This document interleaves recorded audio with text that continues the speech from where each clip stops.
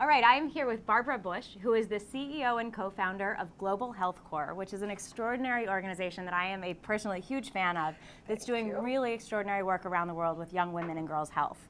So why don't you first tell us what Global Health Corps is and why the model is unique? That sounds great. Well, thank you for having me. At Global Health Corps, we are specifically building a new generation of global health leaders. Our model is one that's completely based on talent and human capital. So what we are doing is we partner with existing organizations that work in the field of global health that are nonprofits, ministries of health, excellent organizations like Partners in Health and Clinton Health Access Initiative.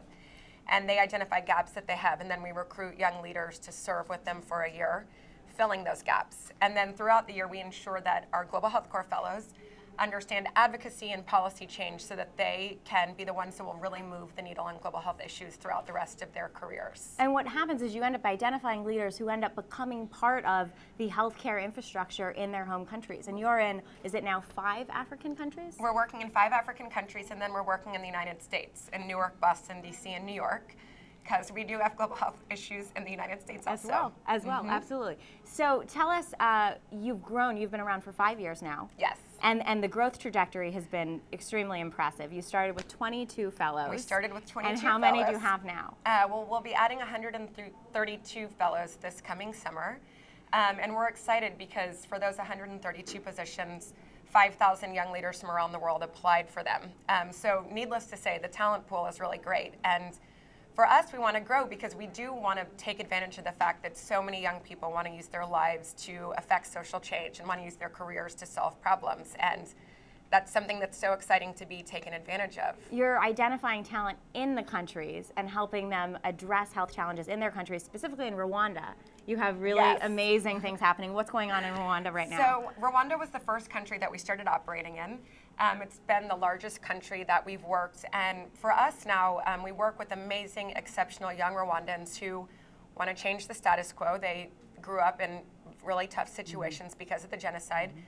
Many of them actually had never been to Rwanda. They had lived in refugee camps outside of the country, and doing Global Health Corps was the first time that they got to return to their own country and work to change health systems. So now we have exceptional Rwandan fellows and also alums who are working directly for the Minister of Health in their country and ending up in positions where they have much greater influence to really affect change. Now, what is it, on a personal note, I mean, you've gotten involved very heavily dedicated to Africa.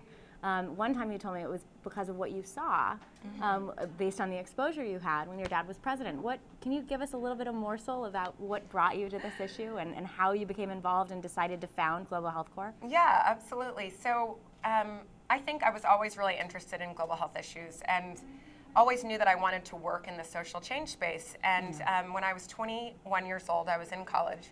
I was working at a fancy architecture firm in New York, and my parents were traveling to East and Southern Africa. It was the launch of PEPFAR, which is the President's Emergency Plan for AIDS Relief. And at the time, if you were living outside of a developed country and you were HIV positive, you would never have access to the drugs that you needed to live. And as we knew how to treat and prevent HIV at the time. And so when I got to travel with my parents, we landed in Uganda, and there were hundreds of people waiting in the street, waiting for drugs that we had in the United States for years. And they had a very different life only because they were born in the wrong place at the wrong time. Yeah. And I think the lack of justice in that really struck me. But also I met unbelievable people who were implementing this program that has now been a game changer and has truly saved millions of people's lives and put several million people on life-saving medication around the world. And so I think it's a great example of showing that we can solve so many of the huge global health problems that exist, and it makes me really hopeful to work in this space. Which is what you're doing. You're moving that forward with Global Health Corps. Tomorrow, you guys are involved in a panel. What's the activity tomorrow? Tomorrow, we're excited. We'll have several Global Health Corps fellows in the audience, and then other fellows in the 5 other countries where we work will be streaming Women in the World, and they're particularly excited about the maternal health panel that is being put on tomorrow. And this is the crux of the work that you do with Global Health Corps, is focusing on maternal health, is it? We work a lot on maternal health just because there's enormous gaps on women's and child health issues, and also so much interest to work on solving these issues. So our fellows will be watching that panel around the world, and also there's an excellent panel on the triumph of Rwandan women that I know our fellows in Rwanda are quite excited about. That's excellent. That's excellent. And what year is this for you for Women in the World? This is my 3rd year at Women in the World. Excellent. So we have returning visitors. Yes. Thank you all very much. Barbara Bush, CEO and founder of Global Health Corps. Thanks for being with us. Thanks.